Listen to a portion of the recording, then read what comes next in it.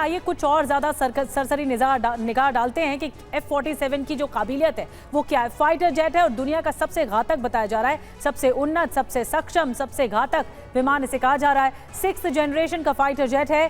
Stealth technique से विमान का निर्माण हुआ है। सभी जेट से ज्यादा F-47 की स्पीड देखी जा रही है, चाहे वो मोबिलिटी हो, पेलोड हो, इसमें कोई टक्कर नहीं है इसके मुकाबले।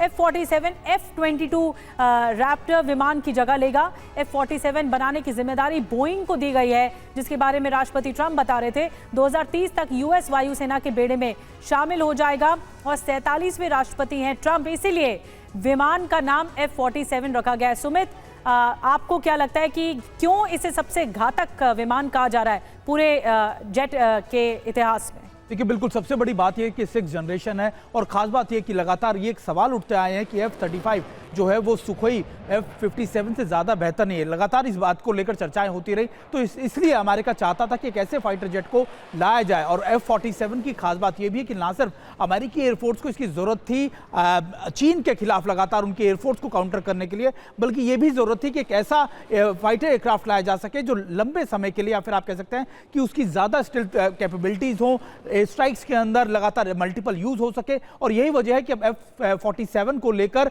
ये ऐलान भी कर दिया गया। और मैं आपको ये भी बताऊं कि 5 साल से लगातार कहा जा रहा था कि भले इसके ट्रायल चल रहे थे, लगातार इसको तैयारी की जा रही थी, और अब माना यह जा रहा है कि बहुत जल्दी ये यूएस की एयरफोर्स में शामिल भी होगा।